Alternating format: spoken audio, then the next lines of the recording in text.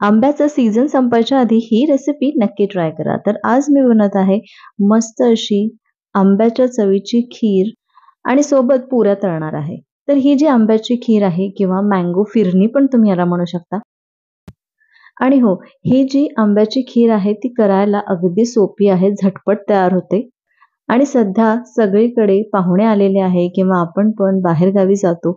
मग अशा वेळेस जर गोडाचा काही पदार्थ करायचा असेल किंवा पाहुणे आपल्याकडे येणार असेल आणि गोडाचा पदार्थ करायचा असेल, तर हा वेगळा आणि अप्रतिम चवीचा गोडाचा पदार्थ तुम्ही करू शकता.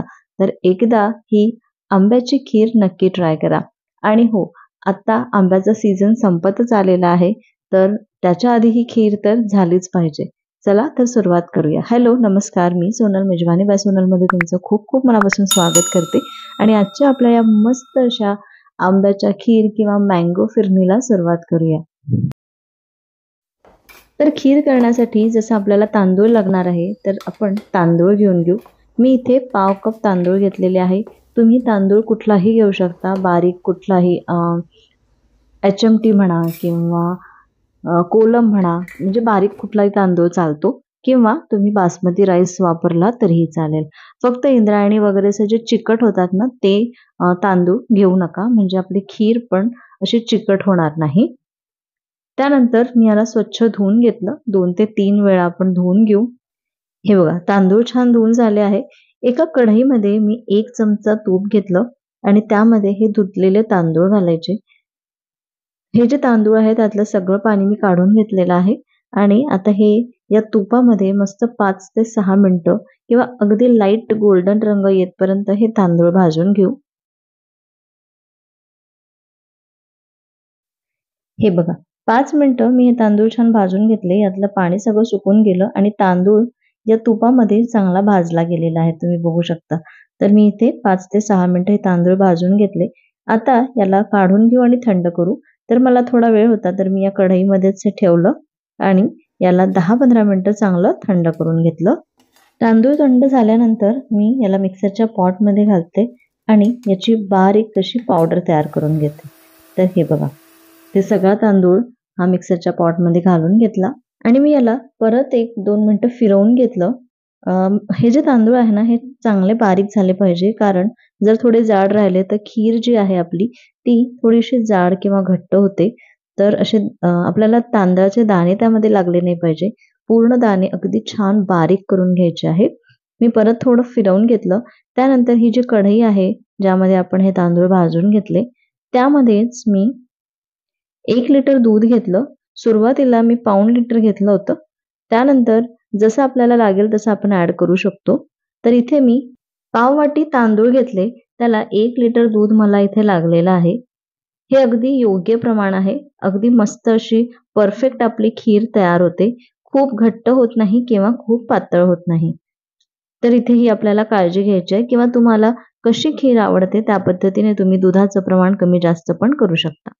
तर आता दूध ठेवलेलं आहे तापायला, म्हणजे हे दूध मी उकळून गार केलेलं होतं, म्हणजे हे फ्रिजमधलं होतं. त्यानंतर आता मी हे वापरत आहे. आता यामध्ये जे आपण तांदूळ बारीक करून घेतले होते ते घालू आणि याला अगदी कमी गॅसवर 10 ते 12 मिनिटं छान उकळून घेऊ. तर ही खीर आपली 10-12 मिनिटं झालेली आहे, छान उकळली आहे. आता यामध्ये साखर घालू. तर मी इथे पाव कप आणि वर 2 टेबलस्पून साखर घातलेली आहे. यामध्ये आपल्याला मँगो पल्प घालायचा आहे, त्यामुळे इथे आपल्याला साखरेचं प्रमाण थोडंसं जास्त ठेवायचं आहे. कारण आंबा कसा असतो, कितपत गोड असतो त्याप्रमाणे पण साखरेचं प्रमाण कमी जास्त होऊ शकतं. आणि साखर घालून आता परत आपण 1-2-3 मिनिटं याला चांगलं उकळून घेऊ आणि गॅस बंद करू. तेवढ्या वेळात मी इथे मँगो पल्प तयार करून घेते. तर इथे माझ्याकडे हा मोठा केशर आंबा घेतलेला आहे मी. तुमच्याकडे जो आंबा अवेलेबल असेल तो घेतला तरीही चालेल. पण आंबा कसा आहे, कितपत गोड आहे त्याप्रमाणे साखरेचं प्रमाण तुम्ही कमी जास्त करू शकता. आणि कितपत छोटा आहे, कितपत मोठा आहे. तर जर पल्प आपण मोजला ना, तर पाऊण वाटी पल्प आपल्याला इथे लागणार आहे, मँगो पल्प. तर हे बघा, याचं साल मी या पद्धतीने काढून घेते. इझिली निघते. हा पूर्ण पिकलेला आंबा आहे, त्याच्यामुळे असे या पद्धतीने साल निघतात. नाही निघाले तर आपल्याकडे जी बटाटा सोलणी असते ना, तर त्याने आपण हा आंबा काढून घेऊ शकतो, म्हणजे याचे साल काढून घेऊ शकतो. आणि हे बघा, या पद्धतीने मी सगळे साल काढून घेतले. आता याला छोटे छोटे तुकडे करून मिक्सरमधून बारीक करून घ्यायचं आहे.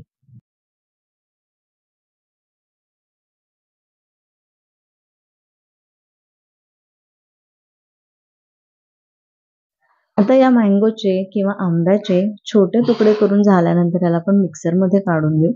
आणि मिक्सरमध्ये बारीक करतानाच मी इथे वेलची घालत आहे. तर मी इथे 3 वेलची फोडून घालते. तुमच्याकडे वेलची पावडर असेल तर तुम्ही खीरमध्ये डायरेक्ट वेलची पावडर घातली तरी चालेल. आता मी ही बारीक करतच आहे, तर यासोबतच मी इथे वेलची पण थोडी बारीक करून घेते. हे बघा, आपला मँगो पल्प तयार झालेला आहे. आता हा मी इथे काढून घेते. त्यानंतर आपली जी खीर आहे ना, ती पण छान थंड झालेली आहे. तर आता यामध्ये आपल्याला हे जे मँगो पल्प आहे ते ॲड करायचं आहे.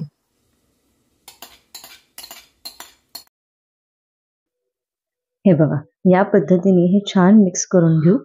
अगदी इझिली हे मिक्स होतं, काही लम्प्स वगैरे होत नाही. तुम्ही बघू शकता एकदम छान हे मिक्स झालं आहे, स्मूथ झालं आहे. तर आपली ही मँगो फ्लेवरची खीर तयार आहे. चला, तर याला सर्व्हिंग बोलमध्ये काढून घेऊ आणि केशर पिस्त्याने गार्निशिंग करून घेऊ. ऑप्शनल आहे, नाही केलं तरीही चालेल.